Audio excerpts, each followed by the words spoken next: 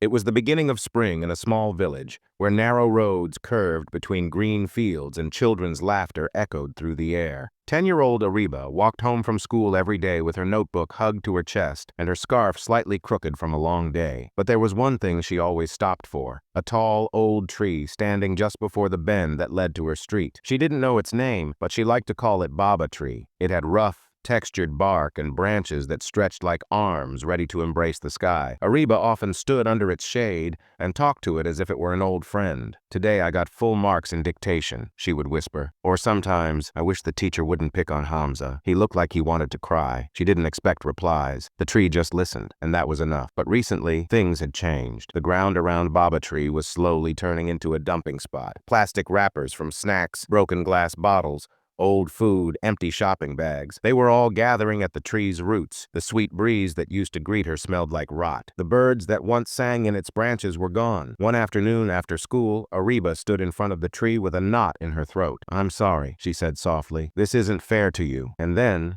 something impossible happened. "I know you care," a voice replied, soft like wind through leaves. Areeba jumped, spinning around. Who said that?" the voice came again from within the rustling branches. "I did. Don't be afraid." Her eyes widened. You're Baba Tree?" "Yes," the tree whispered. "I've been here for decades. I've seen children play under my shade, couples carve their names into my bark, old men rest beneath me. Why didn't anyone listen? But now I am tired. I am choking." Areeba's eyes welled up. "Because not everyone hears trees," Baba Tree said. "But you do." That night, Areeba sat quietly at dinner, barely touching her roti. Her father noticed. "What's wrong, Beta?" "Baba Tree is dying," she murmured. He frowned. "The tree by the road?" She nodded. "It told me it's choking on garbage." Her mother and brother exchanged looks. Her father smiled gently. "Maybe it's not about the tree talking. Maybe it's your heart listening." The next morning, Areeba woke up early. She grabbed trash bags, gloves, and a dust mask, then went door to door. "Will you help me clean the tree?" she asked her neighbors. A few smiled politely but shook their heads. "We have work, Beta." Some told her, "There's no point. People will throw garbage again." But a few children, curious, brave, and inspired, followed her. Together, they walked to Baba Tree and started cleaning. It wasn't easy. There were sharp objects, smelly waste, and flies buzzing everywhere. But they didn't stop. Areeba guided them like a tiny leader. They collected 5 full bags of garbage, placed a hand-painted dustbin beside the tree, and posted a sign that read, "This tree is our elder. Let's respect its home." In the following weeks, something beautiful began to happen. People noticed.